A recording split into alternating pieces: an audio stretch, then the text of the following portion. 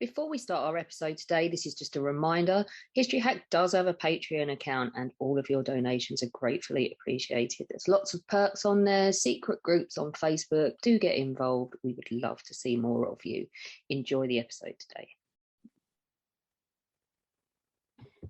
Hello and welcome to another instalment of History Hack. I am very excited. And Zach, if you ruin this for me, why are you going to ruin this for me? Well, strangely, considering we're, a few hundred episodes into this, we've never looked at the Aztecs, which was the kind of childhood adoration topic of a certain young Alex Churchill. I was obsessed. Absolutely obsessed. Yeah, but tell people why you were obsessed, because this is going to scare them ever so slightly.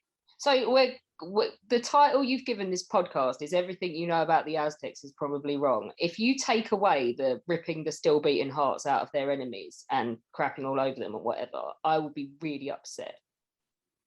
So essentially you're expecting the Aztecs to be full on apocalypto. Badass. Right. We're probably going to ruin your entire childhood. Okay. And the reason we're going to do that is because we're looking at how pretty much everything that you know about the Aztecs and the Conquistadors is basically wrong. And here to enlighten us is Matthew Restall.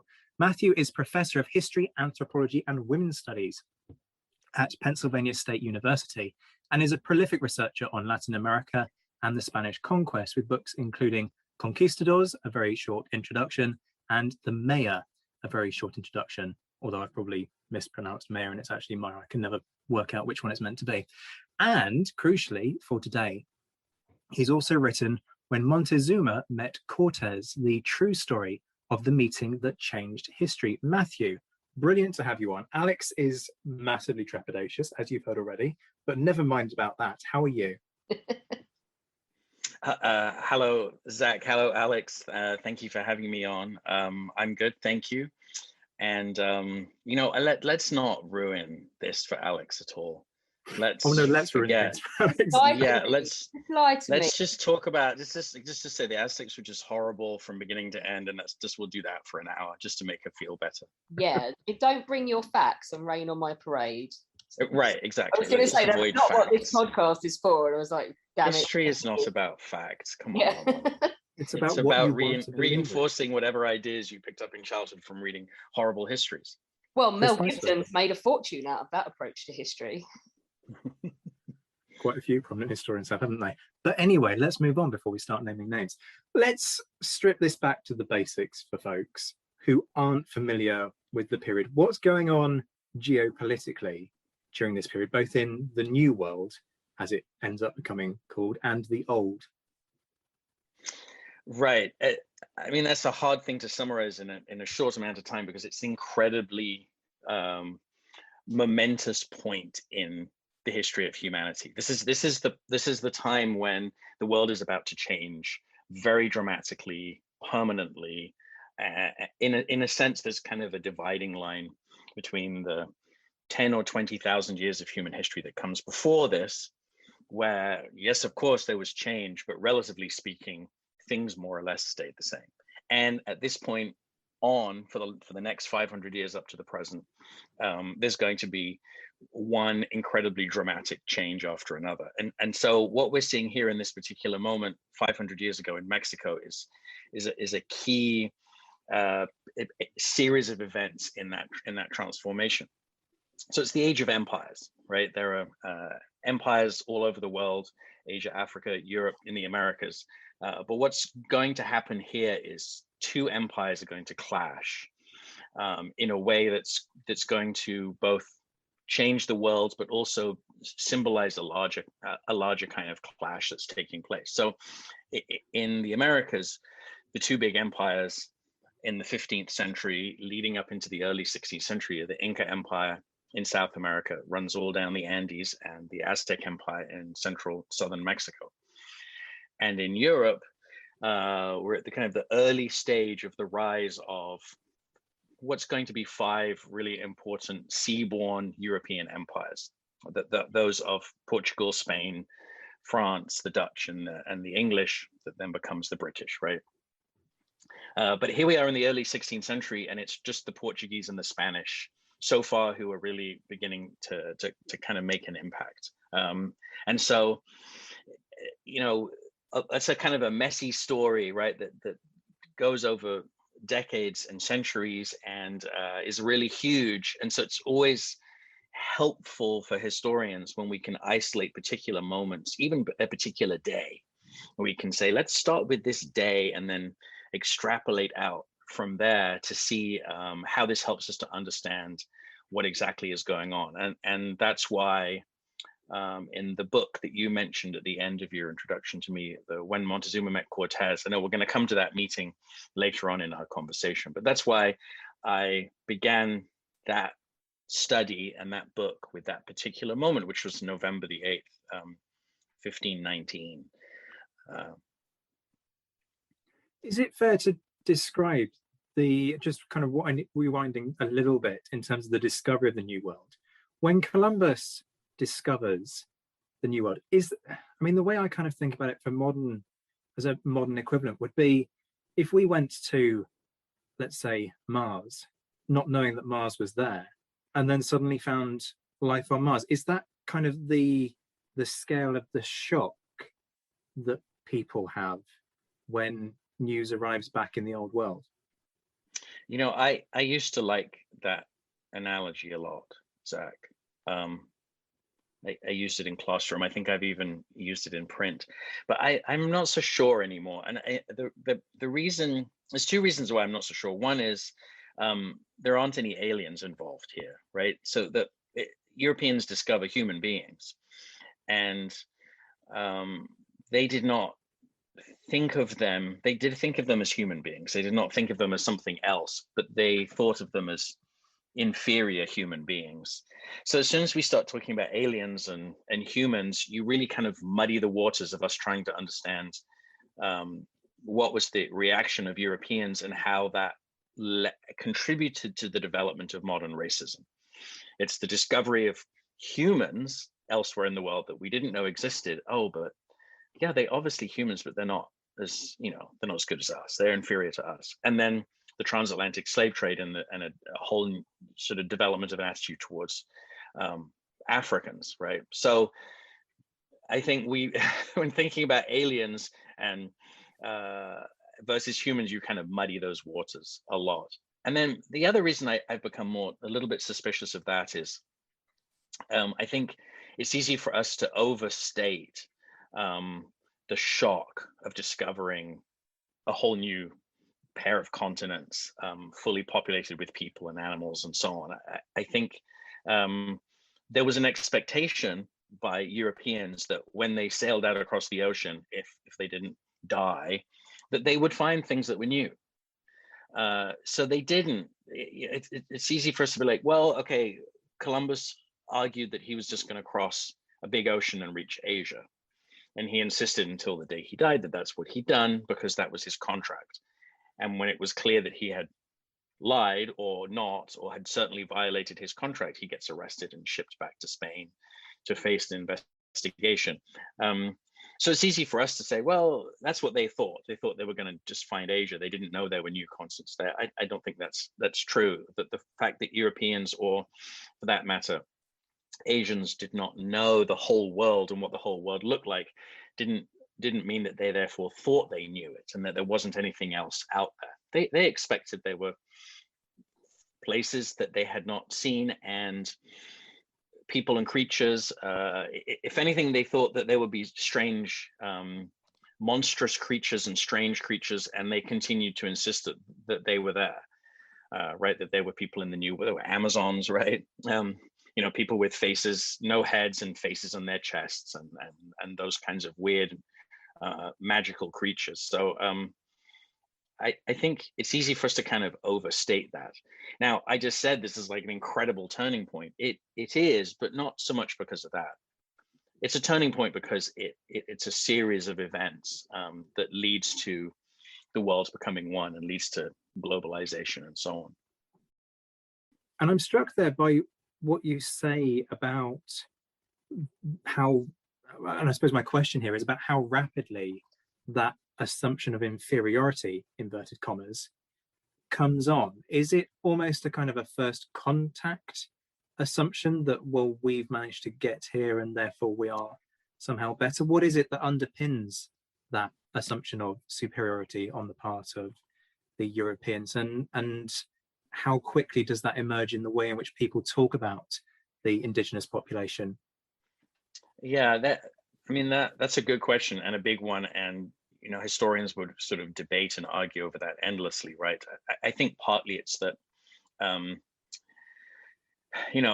getting into talking about the dawn of modern racism is a very kind of tricky terrain, and as I said, historians are really going to argue about that. But I think it's probably fair to say that all Europeans in the 16th century, whether they are or are not racist in the way that we would think, they're extremely ethnocentric. So they think of themselves and their ethnic group, meaning the people who speak that particular language. So that's not Spaniards, that's Castilians. That's people who speak Castilian. They're a little bit ethnocentric and prejudicial against other people within what we think of as Spain, who maybe had been forced to convert from Islam. They were Jewish, maybe they were Portuguese, perhaps they're Catalans, or even Gallegos or Basques. I mean, there's a lot of prejudice against people who are different from the way you are. And so I think that they're kind of primed, whoever they are, whether it's Castilians or Basques who feel like they're better than the Castilians and vice versa. And then when they get to the New World, they're primed to kind of look down on indigenous people. So there's that. But also, you have to remember, Zach, that before the Spaniards get to the mainland and they encounter Mayas and Aztecs, the people that they are encountering for a whole generation in the Caribbean and in some of the areas around the Caribbean do not live in highly settled, sedentary societies with big cities of buildings made of stone and so on. And so these are the trappings that Spaniards associate with civilization. Like, why are the people in the Caribbean, not fully clothed? Where are their big cities? Where are the stone buildings? Where's their sophisticated weaponry and so on? And so it's very easy for them to say, okay, these people are in two categories. Either they're just like children, barely human. They're just incredibly innocent, pliant. We can enslave them. It takes no effort at all. Or they're savage. So as soon as indigenous peoples in the Caribbean resist the way they're being treated, which is they're being enslaved, moved around, forced to go to work, panning for gold in rivers and so on. As soon as they resist that, oh, these are savages, they're cannibals, right? So there's a whole kind of myth that Europeans create about even the word Caribbean essentially derives from the word for cannibals. So you get this kind of good Indians, bad Indians trope, that kind of dyad. And when they get to the mainland, and before they even see the Aztecs, they see Maya cities built close to the coast with stone pyramids, with temples and other buildings on top. And so they go, oh, okay, now we're getting somewhere. This is what we've been looking for. Here we have advanced civilizations. Now, they're impressed and they're amazed, and it's what they want, but they're advanced civilizations, but are they advanced civilizations like us, right? So there's always lurking underneath this sort of, wow, this is it. We've found people who live in complex societies and have all the trappings of civilization. They seem to have a kind of a writing system, and because that's one of the signs that you have to be civilized. But at the same time, there are these prejudices, and there's this expectation that you can put people into kind of categories of good Indian and bad Indian. So those are kind of lurking behind. And that's when we get to the Aztecs, we find that the reputation of the Aztecs is going to be set almost before the Aztecs are even discovered by the Spaniards. Right? These are the ideas they're bringing with them. And it's important for us to understand how they're then reacting to the Aztecs. They just don't have just blank open minds. Like, well, let's see who's here, and now we'll evaluate them based on, no prejudicial preconceptions whatsoever. Obviously, it's not like that. So with the Aztecs, let's get to them. I am not the only moron listening to this podcast that went, yay, human sacrifices and all cool stuff when you mentioned the Aztecs. Human sacrifices is one trope. What's the others? We have technologically not that advanced. Spaniards would think they were technologically superior, but buildings they are, and a patriarchal society. How accurate are these perceptions? Yeah, I mean, I suppose I want to sort of pull apart these things a little bit from each other, which is what, you know, it's just typical historians is like start getting pedantic about things, right? So I won't do that, but I think the basic idea that you're picking up on, Alex, is that above all, nothing really matters about the Aztecs. Above all, what really matters, the only thing in this traditional view is that they were really obsessed with human sacrifice. And let's get into all of the details of that. That's what people have been fed for 500 years. Yeah, I mean, that's how they sold it to me in primary school. They were like, look, and of course that whole image of someone still alive, having their chest cavity opened up and their heart taken out, and they're still beating in front of them, and so on. It's an incredibly vivid, captivating image, right? No wonder people are kind of obsessed with that. And actually, it doesn't really matter how true or true it isn't. You're never going to be able to get rid of that idea. But did they participate in human sacrifice? So let's get down to it here. Did the Aztecs ritually execute people? Yes, absolutely. Right. So I'm not going to argue, oh no, they were just, you know, peace-loving, happy people, and they all lived in harmony, and the whole thing has completely been invented. I think it's about different levels and degrees of distortion and exaggeration, which is, of course, is what you'd expect. If something could be completely made up, that invention would not hold up. In time, it would have collapsed. But the lies and distortions and inventions, we're going to get to a number of these in talking about this history. The ones that last, the ones that survive, are the ones that are built on something that really happened and kind of real observation. So, I'd say two things about that is, first of all, to what degree was Aztec civilization really obsessed and devoted to bloodthirsty rituals in which people were, tortured and executed and so on, to a degree no greater or lesser than anyone in Europe at the time. Okay. So if you want to characterize Elizabethan England as being a society in which people are ritually tortured in public and executed in kind of grim, inventive ways, right? Yeah, it's very easy to do. Setting fire to someone is worse than ripping their heart out. I mean, you rip their heart out and they're pretty much done. Burning someone alive is a horrific spectacle. And it's entertainment, Elizabeth. Yeah. I mean, Alex, you're taking us right into the classic classroom conversation here. I love this stuff, and I say to students, how would you rather die? Yeah. And these are all the Aztec ones, and these are all the European ones. And it sort of depends on whether we're in Spain or in England. Actually, I would say in England it's worse than in Spain, but that's not something I would say in print. That's just sort of part of our having conversations in classroom, like comparing different ways to die. But very quickly, you start to kind of get the picture. It's like, okay, it's all depends on what you pick out and select. Let's ignore Shakespeare, and it's just talking about being burned at the stake, right? And so that's what's happened to the Aztecs. Is this is one type of ritualized execution has been seized upon and exaggerated, and it's been turned into this idea that this is all that's going on.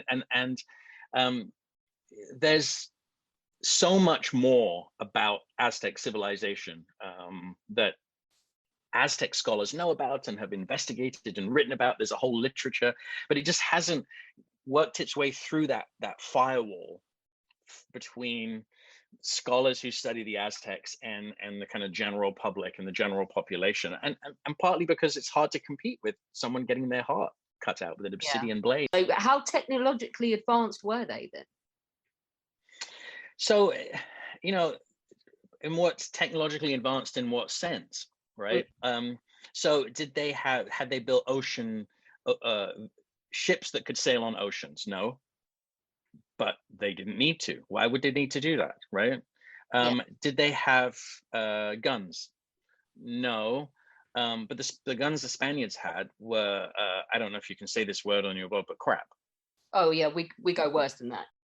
And they were pretty much useless. I get kind of worked up about guns, germs, and steel just as a phrase, let alone as an argument, because in the war we're talking about here between the Aztecs and Spanish conquistadors in 1519 to 21, there's no rifles, there's no handguns, there's nothing that we think of as guns, right? Pretty much the best use of a gun is clubbing someone with it at this point. Well, I don't know where you got that from, Alex, but you are absolutely spot on.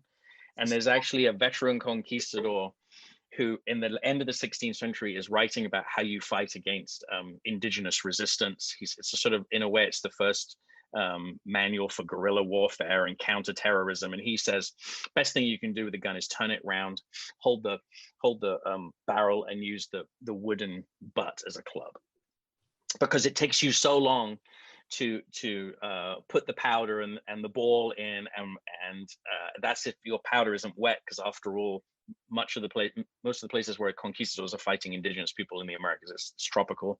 It takes you so long. By that point, you've got, if not one, maybe half a dozen indigenous warriors on you with blades. So it's not helpful. So in terms of technology, how about cities? Let's look at cities. Let's look at cities in Spain or elsewhere in Europe and see how people there are managing city issues, which essentially it's how you deal with the four elements, right? Clean air, clean water, stop your city from flooding, stop your city from being consumed by fire, and so on. Spaniards, when they get to Tenochtitlan, the Aztec capital, are absolutely amazed, because this is a beautifully laid out and engineered city. It's a city on an island in the middle of the lakes. It's surrounded by water, and the Aztecs have figured out a way to separate out brackish water or salt water from fresh water. They have a kind of a causeway and dam system to battle flooding. There are canals that go right through the city, and everything is in straight lines, unlike in European cities in the end of the medieval, early modern period, where they're just kind of like filthy warrens of little narrow streets and so forth. So these are open spaces, open streets with canals where canoes can come in and remove night soil, as historians kind of rather delicately put it, right? And take that out to be used to fertilize floating fields, or they're called chinampas, but there are floating fields in the lake, so that food is actually being grown on these floating fields within the lake, and that food can then be brought into the city. I mean, the whole thing is stunning in terms of its organization, and in terms of, if you want to call it, urban technology. So it depends on what you pick on, Alex, right? Let's talk about writing system. Okay, so the alphabet is a more efficient writing system than the writing systems that existed in Mesoamerica, so different parts of Mexico. Sorry, I was just gonna say, is it similar to the Incas with their knotted colored string that we can't figure out now, or? No. So the people who study the quipus, that system of knotted strings, among the Incas, they have a hard time, a little bit of an uphill battle, convincing people that is a system of communication that is effectively like writing, and it's just as good, and so on. So that, it's just trade, isn't it? It's a system of communication. It's a kind of writing system, but it is not as efficient. I mean, I'm going to get into trouble here, right? But it's not as efficient as for example, it's hard to translate. I know I mentioned Shakespeare, which is a total cliche, but it's hard to translate Shakespeare into the quipu. But the Mesoamerican writing systems are richly different. So the ones the Aztecs are using and the ones the Maya are using are slightly different. The Maya one is the most developed. The Maya system is about 800 glyphs. You can say or write anything. You can translate Shakespeare into Maya hieroglyphs.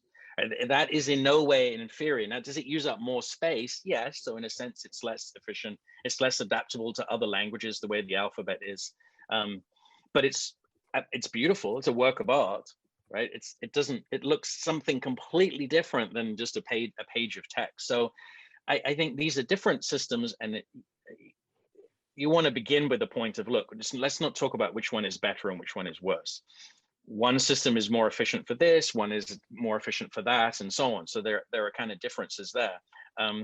But I'm kind of going around in circles here, still trying to answer your technology question, Alex. I think the kind of the bottom line here is that we get nowhere if we buy into the Spanish idea that civilizations in the Americas, like the Aztecs, weren't really civilizations, right? Once we buy into that, we're into kind of a civilization versus barbarism trope that doesn't get us anywhere in terms of better understanding the indigenous societies. It helps us to understand the Spaniards, or any Europeans. Yes, that's because then we get their kind of mentality. But I think the beginning point needs to be, let's look at the differences, not with a view to figuring out who was better or who was more advanced in any way, but just to see how they were different, because that's interesting, right? Speaking of, Zach, take us on to the other side. Yeah, so I mean, I'm struck by what you said about guns, germs, and steel a few moments ago. I mean, one of the things that's rattling around in the back of my brain is the numbers issue here in terms of what the conquistadors are attempting to do. You have a fully established indigenous population. You can only bring so many people across on one boat, and yes, you can keep bringing people across, but the numbers are never going to, in my head at least, reach a point where you have a numerical advantage. So to what extent does disease actually play a bigger role in Spanish conquest than the military side of things? Yeah, disease obviously plays a big part, but I think disease has to be understood only in combination with other factors. So I think if we just try to isolate disease and say, what were the diseases? You know, why did they kill so many people? Okay, so we understand that, right? That indigenous peoples in the Americas have not been exposed to a whole long list of viruses and so on. So something like smallpox was incredibly deadly. It was deadly in Europe, but the survival rates were way higher than they were among indigenous people. So if we kind of isolate that and try and figure out how many people died from those diseases, and say, well, look, the indigenous population of the Americas seems to have fallen by about 90% over the course of roughly 100 years. So it's really, I mean, historians argue about this all the time, right? About what these numbers are and so on. But if we try to estimate what the population was of indigenous peoples in the Americas when Columbus first arrives in 1492, and it's somewhere around 50 million. Again, that you get estimates that range from 10 to 150, but around, say, 50 million. And then we move forward 100 years roughly. What is the indigenous population in the Americas? It's about 5 million. So that's a massive, that's the biggest population drop of any group of people in human history. And sometimes it's talked about as being holocaustal or a holocaust, which I think is tricky to use that word, because the whole point about the Holocaust is that it was deliberate. And we can't once we get away from its deliberate nature, we're like a step towards like Holocaust denial or something, or places that we really don't want to go. It's not deliberate. Yes, there are genocidal moments in the Americas, in which Europeans, and actually the people who I would argue are more interested in that kind of total destruction, are not Spaniards. It's in some cases the English, or just their descendants and the descendants of the Spaniards. So there's holocaustal moments that are taking place in California in the 19th century, and in parts of the United States, and in Patagonia and southern Chile and so on. So yes, there are genocidal moments, but by and large, particularly trying to keep it back to where we are thinking about Aztecs and Spanish conquistadors, the last thing that the Spaniards want is for the population to disappear. Yeah. See, they're not actually there just looking for gold, right? It's not that, that's another trope, isn't it? Yeah, it is. The greedy Spaniards looking for gold. They just like, they don't, they're going to mistreat people and so on. Why were they there? Go on, set us straight. They're there to settle. Mm. They're there to create colonies, and they're not. They're not like the Pilgrims in New England. And even then, I think that the idea that the Pilgrims just wanted to kill all the indigenous people and claim all the land for themselves is a little bit of a distortion, but it's much more so than what the Spaniards were doing. Spaniards needed indigenous people. The reason they're so excited when they discover these advanced civilizations on the mainland, the Maya and the Aztecs and so on, is they realize that there's a potential here for them to establish colonies. Colonies in which they rule, but here you have a large settled population who are accustomed to producing food and engaging in other forms of labor, building buildings and so on. As soon as they see those pyramids, they go, these people know how to build. And they have a system for organizing labor. If we can tap into that, they can be building houses for us and churches and cathedrals and so on, which is what happens. How they persuade people to do that is a different question. We'll maybe get to that. Disease is an important factor, but it can kind of distract us from what's actually happening in 1519 to 21, for example. And I said there's a 90% population drop, and Zach kind of like goes wide-eyed, but that's over 100 years. That's not happening during the war, right? So what else is happening during the war that is tied in with the impact of disease is there's two other things. One is actual mortality from battle. There are some villages within the Aztec Empire or around it that actually don't experience this war at all. But there are others in which they are attacked and the men are taken outside of the village into the fields and slaughtered, sometimes by the hundreds. And then the women and children are enslaved. And all that's left in that village maybe will be, a handful of survivors, very small children, old people. But particularly they're looking for young women who will then act as sex slaves.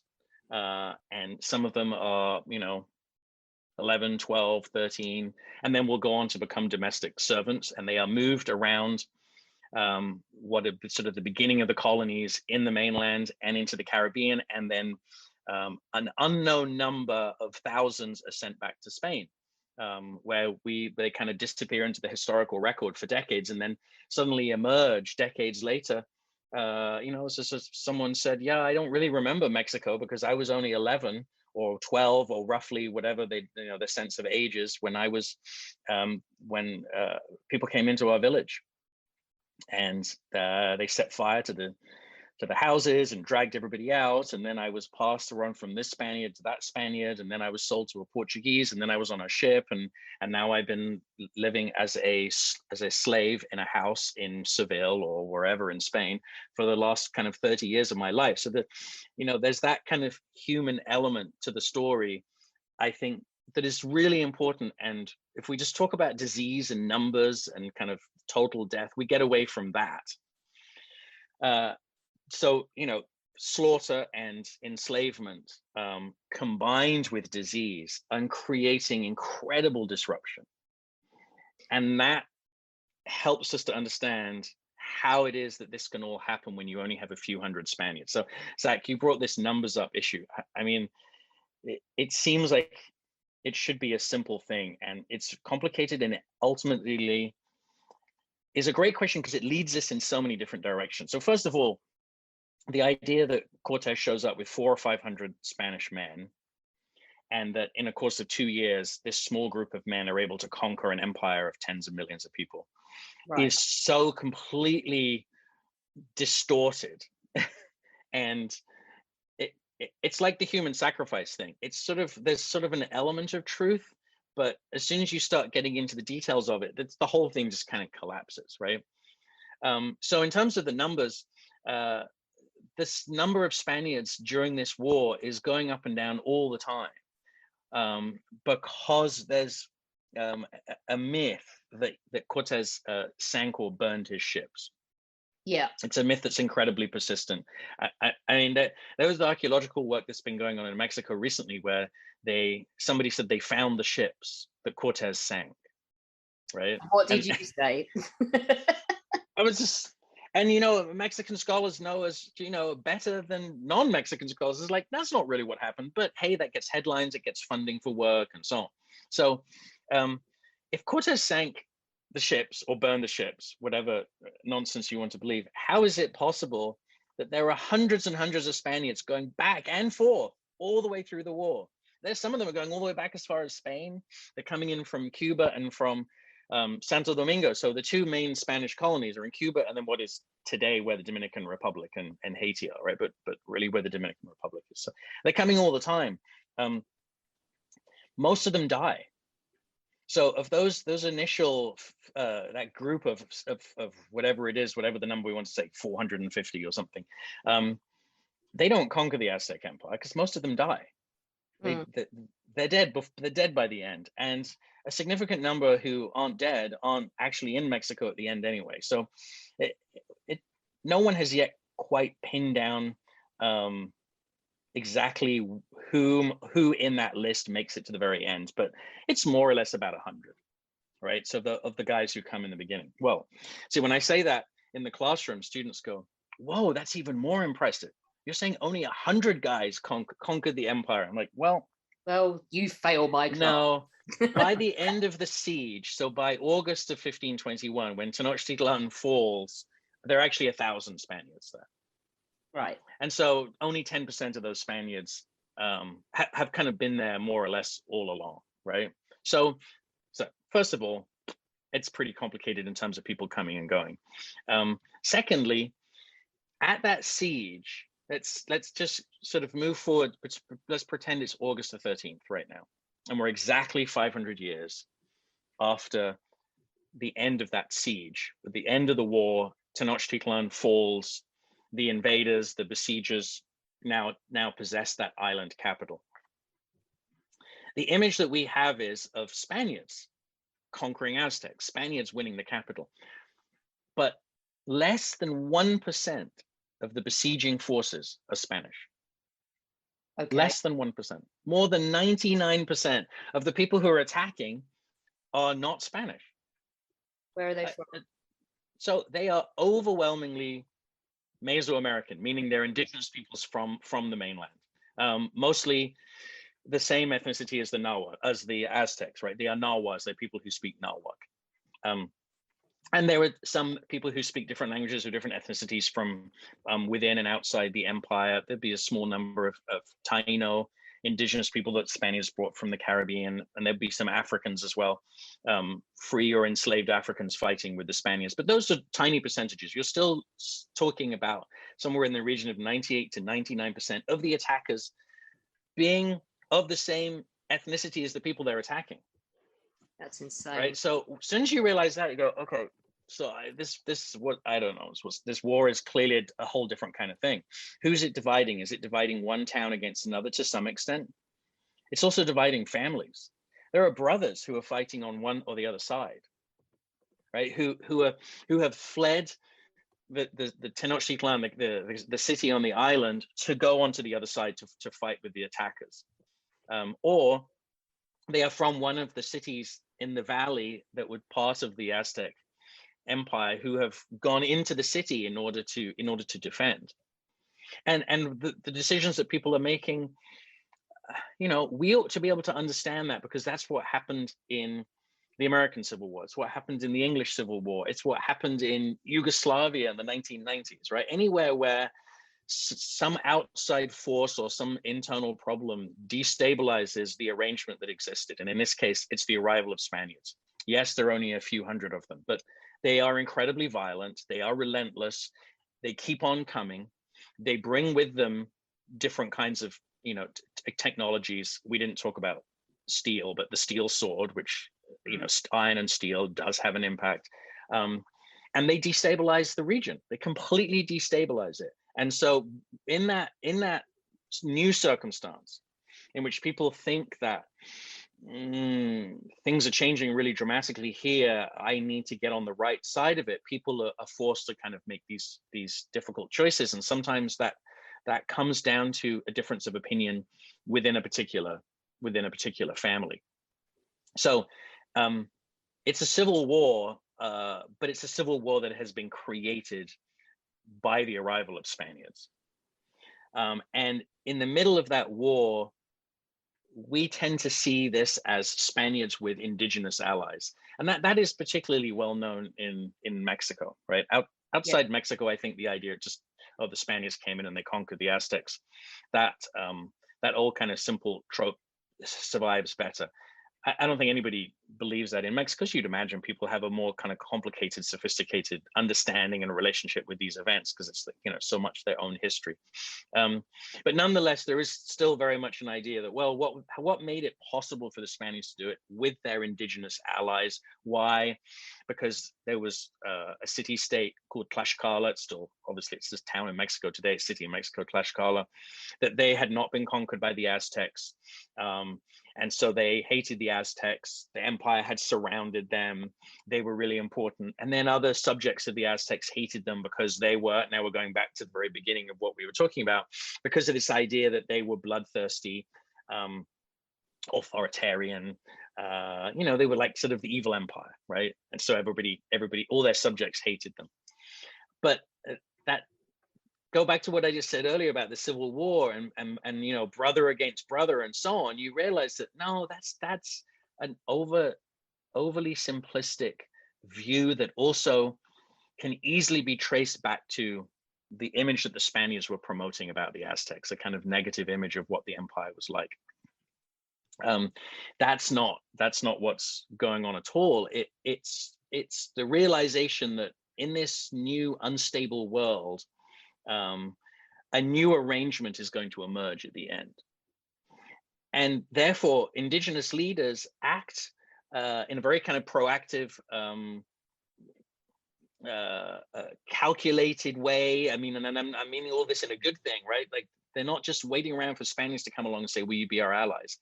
They are figuring out how they can position themselves and their family and their city-state and their neighboring city-states and so on in a way that they come out well in the new arrangement.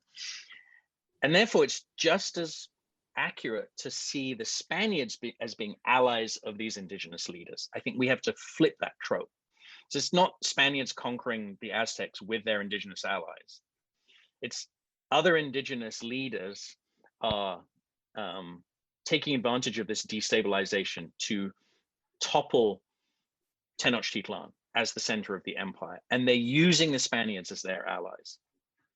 And what emerges at the end of the war are actually sort of two new indigenous empires. There's one centered on Tlaxcala, which is the other side of the volcanoes, other side of the mountains in that valley there. Tlaxcala now is in a much better position than they were before the Spaniards arrived. They essentially have kind of loosely created a kind of mini empire in that valley. And then in the Valley of Mexico, what was the number 2 city-state in the old arrangement is now sees itself as being the number 1 state, and that's Texcoco or Texcoco, which is right on the shore of the lake. I mean, you can, not nowadays, but in the early 16th century, Tenochtitlan on the island in the middle of the lake, you could see Texcoco across the lake and vice versa. These are two different cities, but they're not different peoples, right? They're all Nahuas. They speak the same language. They're all related. Their royal families are intertwined and so on. It's sort of, I'm trying to think of a good analogy in old English history. Probably people listening to this can think of many of them, right? Where England consisted of lots of different kingdoms and this kind of complex relationship, and sometimes these alliances that allowed sort of mini empires to develop. So that's the idea. Is now Texcoco is the top dog, and Tenochtitlan is going to be sort of number 2 in that arrangement. And there has been a battle for power and control in Texcoco between a group of brothers. Their father had died just before this war begins, and the brothers are kind of jostling for control. And one emerges as a result of the war, not only in control of Texcoco, but also in control of all the lands, the territories that it controls. And from his point of view, now he now is the ruler, the king, we might say, in now what will be the Huayc Tlatoani, the great speaker. So he's the Huayc Tlatoani of Texcoco, and therefore any ruler that is left in Tenochtitlan is not going to be a great speaker. It's not going to be the Huayc Tlatoani. It's just going to be the Tlatoani. And is he wrong? Because actually there's 300 years of Spanish colonial rule? Not really. That, you know, hindsight's amazing. We can say, oh, the Spaniards won. But in 1521, the Spaniards are just in there in Tenochtitlan, which is kind of half a ruin, right? And it's not clear at all who's really won. So that's really when the conquest begins, I would say. It doesn't end in 1521. It begins in 1521. Here, this war is over, and now the story is now going to continue and going to get bigger and more complicated. There's going to be battles for another 25 years, and then you get the hundreds of years of colonial rule. I mean, I'm sitting here just letting this wash over me. So I know, it's just nothing I thought about the Aztecs is right. And I'm okay because they're still cool. They're just not. They're very cool. They're actually cooler than you realize. Yeah, completely. It's so much. They're incredible poets. Aztec poetry is astonishing. Yeah. Just did you think of that? No, I'm just, my mind's blown by the fact that you can pronounce the city names and stuff, because I never got that far. I mean, it's incredible. I want to talk briefly about your book, though, and the meeting between Montezuma and Cortez, because you describe it as the meeting that changed history. So give us just a kind of flavor of who were these men? What were their personalities? And crucially, I mean, what makes it so significant? This moment when they meet, and this is not a battle, right? This is a sort of diplomatic encounter right on the edge of the city, where the Spaniards have been working their way for months from the coast into the center, and they're actually guided there by Aztecs who have met them on the coast, right? So they're not doing it alone, and Montezuma comes out of the city and welcomes them at the entrance to the city, and then invites them in. So on the one hand, this is a wonderfully kind of symbolic way in which we can think about this clash of old world and new world, and how once they have met, the world is never going to be the same, right? So it's great as a kind of a symbolic moment, but there's a twist. So what happens at that meeting, according to the Spaniards? Well, a year later, when the Spaniards at this point have been ejected from the city, most of them have been killed as a result. Whatever has been happening in terms of a war at this point is definitely going against the Spaniards who were there. What does Cortez and his fellow Spanish captains say happened on November the 8th, 1519? They say Montezuma surrendered. They claim he surrendered. Oh yeah, he surrendered. And here's his speech. And they write down what the speech was, right? Like word for word. And they said, and then he repeated his surrender later to a notary, because that's how things are going to work in the European world, right? It has to be written down and then notarized and so on. I mean, we're still living in that world, right? Oh, it's been notarized, therefore it's real. It's complete nonsense. They totally made it up. Why? It makes absolutely no sense that Montezuma surrendered. Why would he surrender? Oh, well, it kind of does make sense if you think of him as being not really civilized, right? Being a barbarian, being very kind of superstitious. If you think of the Spaniards as being so superior that Montezuma is just amazed. It's like, oh my God, you guys, you're like gods, right? And so the surrender story is wrapped up. Yeah. Is there an accusation of cowardice within that? You know, he didn't have the moral fiber to keep fighting. Absolutely. Yes, absolutely. Yeah. He's the scapegoat. And so this is a lie that is really important to the Spaniards, because it means that everything that happens after that is a suppression of a rebellion, and is legal and morally justified. He surrendered. Then some of the other, hey, you know what they say about, Aztecs, there's good ones and bad ones, and so the bad ones fought, even though their emperor had actually surrendered, right? So therefore, so all the violence that takes place after that, the mass enslavement, the slaughtering and so on, all of it is presented as being absolutely legal and justified. And they present these sort of complex arguments saying everything that, yes, it's true, we did these things. Yes, we enslaved people and so on, but we did them legally. And it all stems from that one claim that Montezuma surrendered. He didn't at all. So the Spaniards didn't take control of the city. They were actually guests of Montezuma for 6 months. So the real story is incredibly interesting. It's far more interesting than the kind of simple one that Spaniards presented. Now, but why does that lie last for so long? And I think this is one of the reasons why this story matters today, 500 years later. Obviously, it matters intensely to Mexicans, as you would expect, but I think it matters to everybody for two reasons. And one is, how can a lie like that last for so long?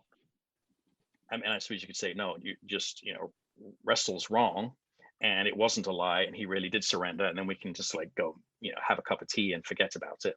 But I tried to write a whole book to convince people, and I have to say that, I didn't come up with that idea. It's been around for a very long time, and I found it all the way back in the 16th century with Bartolome de las Casas, the famous Dominican friar who met Cortez, knew Cortez in the Caribbean beforehand. He talks about having dinner with him in Mexico City after the war, and basically saying, Montezuma didn't surrender. You just marched in and you caused incredible mayhem, and you're enslaving people illegally, and then you turn around and claim that he gave you the empire, and Cortez just laughs. Like, well, at least I came in through the front door. So that's what he says. So the idea that that this is a lie is around, but it doesn't serve anybody's purposes whatsoever. Even indigenous peoples in the 16th century are happy to blame Montezuma. Yes, he surrendered, he was cowardly, he was superstitious, and so on. And even all the way to this day in Mexico, Cuauhtemoc is kind of the heroic final emperor. He was, after Montezuma is killed by the Spaniards, then the Aztecs elect somebody else who dies probably of smallpox within a matter of weeks. And then they elect somebody else as emperor, and he's the one who's defending the city at that siege exactly 500 years ago in August that we talked about earlier. So he becomes kind of the hero. And then Montezuma kind of becomes sort of the anti-hero, right? So that for the next 500 years, if you want to look at it from a Hispanocentric viewpoint in which the Spaniards are the good guys, Cortez is like, wow, this incredible general who's able to bring down this huge empire with a few hundred people. It's complete nonsense. It's all part of sort of the creation of the Cortez legend, actually in his own lifetime, but particularly by his son afterwards. Or if you want to look at it from an Aztec-centric viewpoint, you got a hero there in Cuauhtemoc. He didn't surrender. He kind of fought on until the city fell, and then he's a sort of a proud captive of the Spaniards who is reappointed as the Tlatoani, as the ruler in Tenochtitlan, but subject to Spanish control. And a few years later, Cortez has him hanged from a tree in southern Mexico. So, which is sort of typical of not, I shouldn't just say Spanish, of European imperial behavior in the Americas. There are parallels, aren't there? Because this is exactly what the British do when they go out and start forging an empire at the same time, is to go out there and claim that it's God's work, that God wants them to succeed. And that's why they're being allowed to conquer these people. It's like a justification. Yes, absolutely. And I mean, and that, I know we're kind of coming to an end here, and it might seem as if all I've done is try to rehabilitate the Aztecs and see how great they are, and then kind of bang away at how terrible the Spaniards are. And I think that's not ultimately what I try to argue and want to do. There aren't good guys and bad guys in this. There are bad concepts, and the bad concept is empire. There the things that are done by the Aztecs that we might be kind of tempted to judge based on 21st century values are just about the empire. And it's the same with the Spaniards and the British. The problem is the idea that it's okay to go to someone else's country and treat them as if they have absolutely no human value or rights whatsoever. whatever it is, whether you're going to enslave them or kill them or force them to change their religion or whatever it is, that's the problem, is the concept of empire. And ultimately, I think what we want to get out of this story is that this is a really kind of vivid, dramatic episode in the history of empire, from the age of empire, and we're living in a kind of there's a recent study of this that begins with the phrase, we're living in an era of the imperial hangover. The great age of empire kind of that culminates in the early 20th century and now is on the decline, but we are totally living in that world. So to loop all the way back to central Mexico and to Aztecs and Conquistadors, how does that matter today in terms of how we see indigenous peoples, for example? I would argue that the idea that, and Alex, this is going to seem like I'm basically like attacking your view of Aztecs, right? To be fair, my view of them hadn't evolved since I was 7, so it can take a beat. So there we go. Okay, so I'm like attacking 7-year-old Alex. That sounds really bad. But 7-year-old Alex was lied to. It's okay. You are crushing Alex's dreams. That's what you're doing here. Crushing a dream. The negative view of the Aztecs that was created by Spaniards to justify what they did, its persistence, I would argue, leaks into how indigenous peoples are viewed throughout the Americas. That either they're seen as non-existent. Oh yeah, my civilization collapsed and disappeared. Rubbish, right? The Aztecs were terrible people, but they got their comeuppance and they're gone. It's all rubbish, right? There's still millions and millions of indigenous people all over the Americas, and many people of indigenous American descent living in Europe and in other parts of the world, and they have suffered 500 years of discrimination. And there are terrible things that are going on up and down the Americas in which indigenous people suffer things like sexual assault and murder and imprisonment and all of these kinds of things in levels completely disproportionate to their numbers. And there is no country in the Americas that can claim that they do claim, but they can't rightly claim, we don't have indigenous peoples, or with the ones we do have fully treated as equal citizens and blah blah blah blah blah. So I think there's an imperial legacy that goes all the way back to this time period, and trying to better understand what happened isn't just simply a fun exercise in shattering 7-year-old Alex's kind of dramatic vision of the Aztecs. Yes, I think there's a sort of more serious important, I don't know if you want to call it kind of a political agenda, and I don't really want to call it a political agenda, but you understand what I'm saying. I don't think it is a political agenda, though. I think this is about reality and reflecting properly on the past, which is what you've done over the course of a fascinating hour. My mind is just completely blown. Yeah, thank you so much. We took our time getting round to the Aztecs, but boom, mic drop. You can just drop the mic and walk away now. Thank you so much. That was absolutely outstanding. Oh, you're very welcome. You guys are great. You guys do make these totally interesting. I mean, of course, the guests, where really what's interesting, but no, you two are extremely entertaining. Yeah, and I don't know how you manage to ask all the right questions, but you do. Without our guests, it would just be Zach waffling on about his Spanish bones and me boring everybody about World War I. So no, we absolutely do need our guests. Thank you so much for joining us. You're very welcome. Thank you for having me on the show. When our guests join us to talk about their work and their new book, the 45 minutes or so they spend with us is just a taster of all their efforts. So to this end, we have launched our very own bookshop on bookshop.org, where you can find our guests' latest and greatest books. You can support them, and you can support History Hack too. 10% of every sale via our bookshop supports the podcast and allows us to keep at it and bring you more amazing guests. You can find our bookshop at bookshop.org/shop/history hack, or just search on bookshop.org for us under the shops bit.